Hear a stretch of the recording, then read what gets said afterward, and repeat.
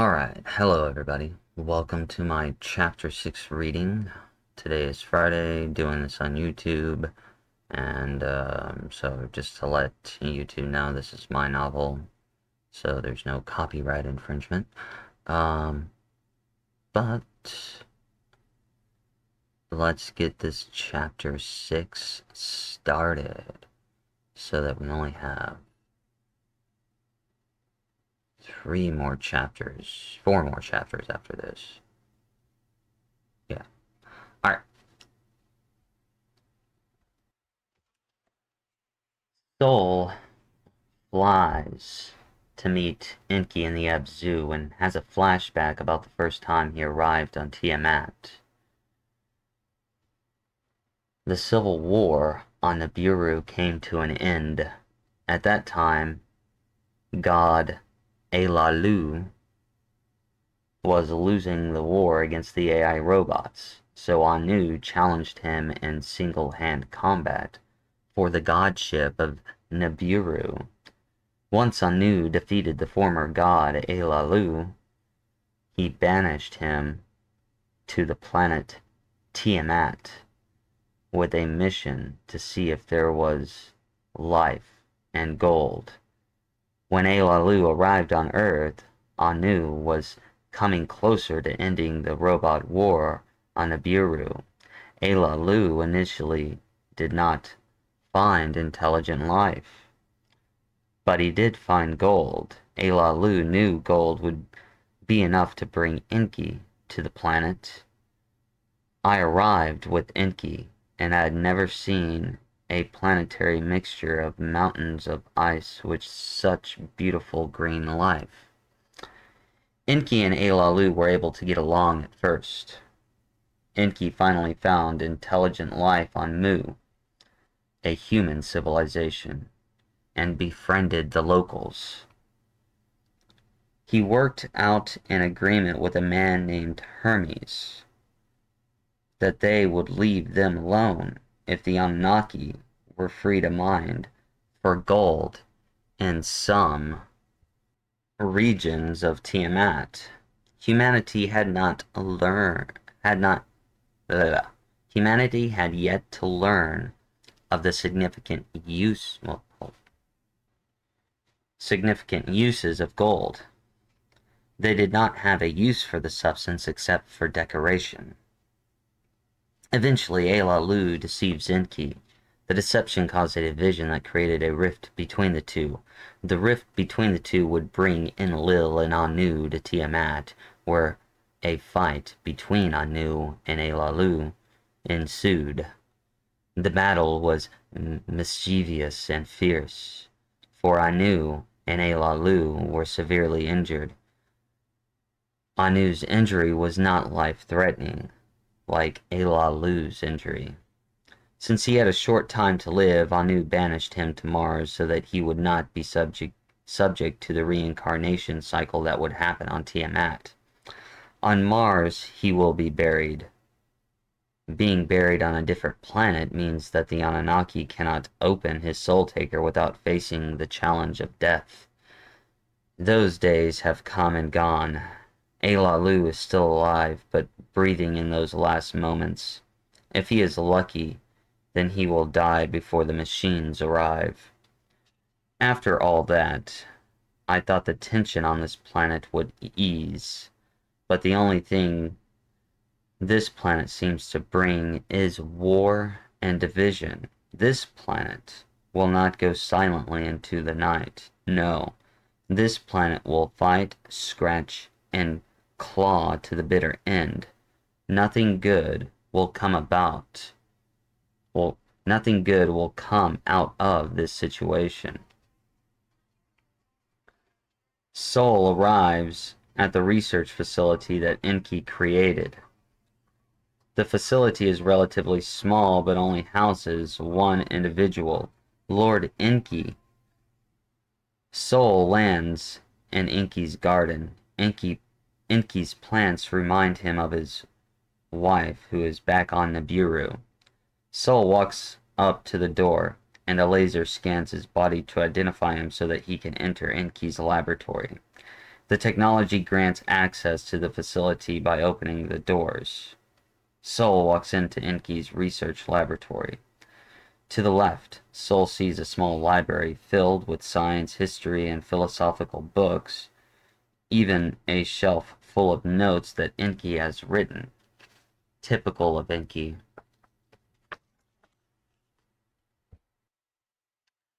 He prefers to write and read instead of using technology. I could do his research in less than an hour, but he loves reading and filling his brain with thoughts upon thoughts until he rots.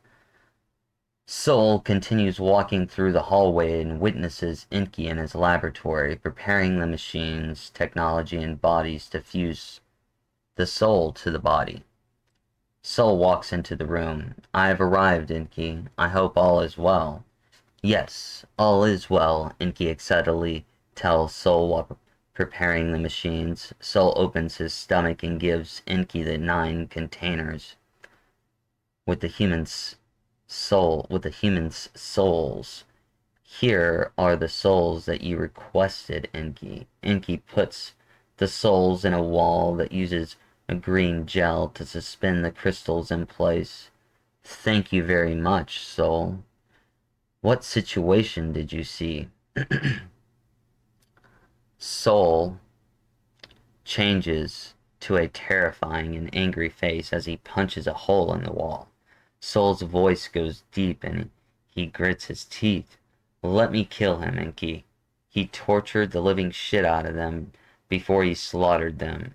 He pulled Sophia's guts out of her while she was still alive, and then he chopped off one of Teriel's arms. Then Enlil did the same to the other arm. What is wrong with your brother? He is a psychotic asshole who needs to be taught a lesson. Power has completely corrupted him, and I know he is not the strongest being in the universe, or else we would not still be in the AI war. Sol, calm down, Enki says in a soothing voice. I know you, and someday you'll probably get your hands on Enlil, but do you think you can handle the result? I did not rescue you to fight wars, but to be my assistant. I am saying this because I love you, and you do not stand a chance against Enlil. I don't stand a chance against him either. I want you to live. We must strategize, think things through, and wait for Raphael. Raphael is the only being that can face Enlil, and maybe some other beings in the galactic circle have a chance at defeating him. 2. The one thing that we do know is that Raphael has the strength to defeat him. So we must wait until he returns and sets a plan to progress the movement. Sol clenches his fist. We should stop him now before he becomes even stronger. If I had the chance, I know I could take him, and once I am done with him, there will not be anything to remember. Enki takes a deep breath and breathes in and out. Sol, please do not let your emotions get the best of you. The only way to defeat Enlil is to work together and create a plan. The plan will have to be executed without any mistakes. In due time, all of us will get to that place. Right now, we need to focus on the next step, and that is reviving these souls so that we have a chance to defeat my brother. Sol walks back and forth, clenching and releasing his fist. He pauses briefly and says, Okay, let's do this the right way. Let us strategize and plan our moves against Enlil. Proceed to the next move, Enki. I'm glad that you have let go of trying to control the situation, Enki replies to Sol. Enki walks over to the freezer to grab a body. I prepared these bodies for this moment by creating humans that would accept all the DNA strands. These bodies will have more access to their DNA than they did before, but the slave that will be born will have their DNA restricted. After Enlil is out of the way, humanity can repopulate by giving birth, and I have created a few more female bodies for that purpose. We have not reached that point yet. So let's move forward and create this future, a future for the human race. Do the bodies look different from the people they were before Enlil killed them? Sol asked Enki. Yes, Sol, the bodies look different from the shells they had before their death. So, they may not recognize themselves as they awake from their immediate horror of a death experience. They will realize they look different, which might cause some problems in realizing reality. So be cautious, understanding, and support them. Okay, Sol? Enki says to Sol. Yes, Enki. That seems just, and I will comply, says Sol compassionately. Enki grabs a body sealed in an airtight plastic container from the freezer. About 10 feet from the freezer is a human-shaped mechanism that Enki puts the body in to warm it up. He waits about 5 minutes for brain activity, a heartbeat, and the blood to start pumping through the body. Enki guides another machine connected to the laboratory ceiling. The device slides its way over to the warmer, using its 12 arms to lift the body onto the surgical table. Enki commands a soul taker to come over and put Teriel's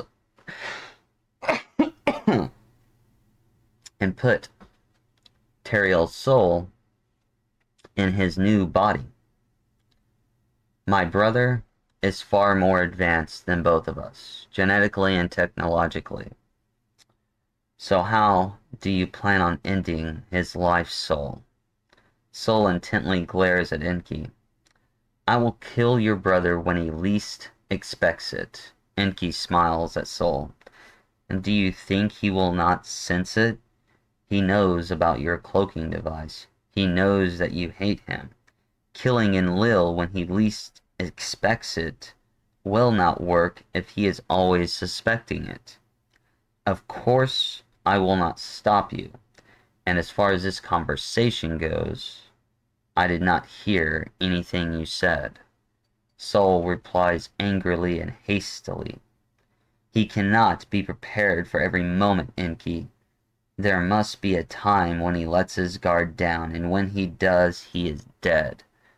I do not want his place, but I will give it to you. Well, I appreciate the gesture. I hope the universe does not have to depend on that scenario happening, and that we take him down with a plan. Please do not do anything brash and rash, says Enki as he worries about Sol's life. The tentacles of the taker suck the human body up until it connects it with the suckers. The machine produces several large doses of electrical impulses to the body, releasing Teriel's soul inside his new body. The taker slowly lowers Teriel's new body onto the table. And now, we will wait for Teriel to wake up, Enki says quietly.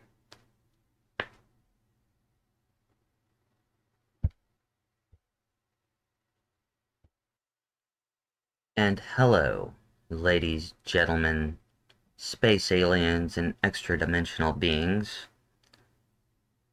This has been a Chapter 6 reading, and if you would like to buy the novel, the link is in the description below. Other than that, I will see you all on Sunday, because this has been a Jester production. And adios.